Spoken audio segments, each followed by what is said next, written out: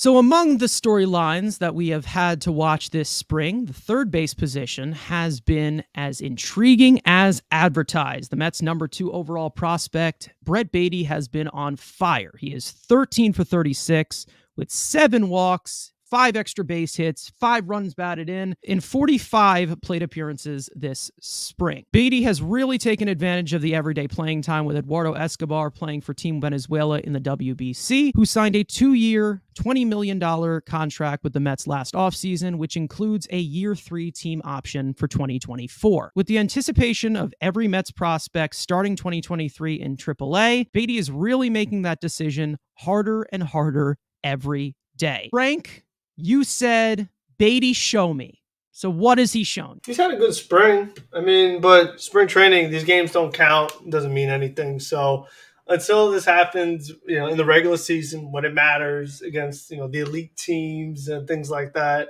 in the postseason, when all that happens, then I'll buy it. But as of right now, he's had a good spring. I'm happy for him. He's supposed to. This is what we expect out of him. This is what I've heard. He's so great. So I said, show me. He's showing me that he's playing really well. So he needs to keep it up, because it's not going to happen from a lot of the other parts on this team. So he's going to have to step up and get it done, because these other guys ain't. Especially with the Mets not making it a priority to add new power bats, he's going to have to be the new supply of offense.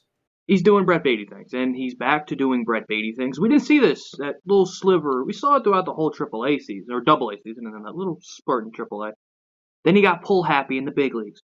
Brett Baty is not at his best when he's pulling everything. You've seen that in spring training.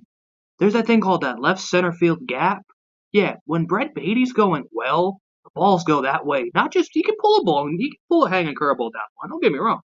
But Brett's at his best when those outside curveballs are getting launched into that gap. And you've seen it. Only one homer, which, no power. We need power, but, you see in the doubles, whatever. And lately, in the last week or two, we're starting to see some better defense, and that's what I'm watching. I knew that we all know the bat's going to be there. We're watching defensively.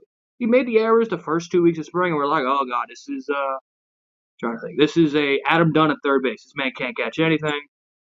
Last 2 weeks, you're starting to see He's making some nice plays, showing off his range, whatever, made a few nice plays today. So that's more what I'm looking for. We all know the bat's going to be there. We're waiting for the defense. And was that a mistake for Eduardo Escobar to play for Team Venezuela, giving this kid the full-time platform to say, hey, you're going to play every day, and I'm going to go be a bench writer on Venezuela and get like 6 ABs in the WBC? But if I'm Brett Baty and you want to keep your job, you don't want to take the job, we found a way to get rid of Eduardo Escobar.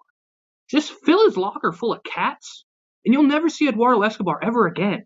Because if I'm Brett Baty, I'm putting that stuffed cat, I'm putting like 9 of them in your locker. Bye. Goodbye. Stay in Miami. Go. There's some nice restaurants down there. Don't come back. Hit the road. Never show up again. But if I'm Brett, just put a cat everywhere. I'm putting him everywhere around the locker room, so he just stays away and never comes back. I barely jump the gun with prospects. I think that they should have the longest of development time that they, going from all these levels, from single A to double A, triple A, whatever you want to call it. But there is really no reason, and I mean no reason, with a guy of this bat speed, this bat control, this just pure hitting skill, should start in AAA. There really isn't. There's no reason as to why. The only reason that's holding him back is pretty much just Escobar's contract. If Escobar wasn't getting paid what he's getting paid, then Baty would be the everyday third baseman. I don't think that should matter. If you play like shit, you should not be playing at all. The whole defense debate. Yes, Baty is not the best defender, and he's not the greatest. We've seen some improvements so far this spring.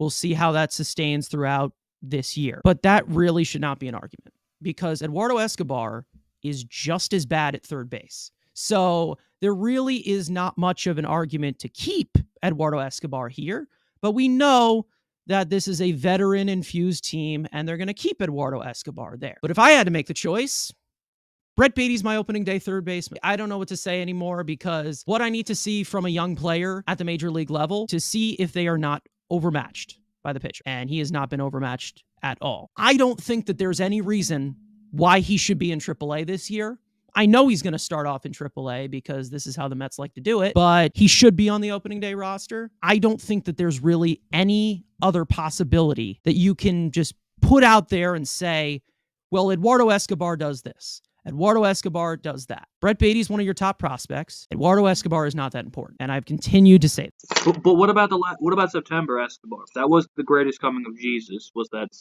the month of Escobar? The Escobar fan base is just full of delusion. Like that's literally just how it's all designed.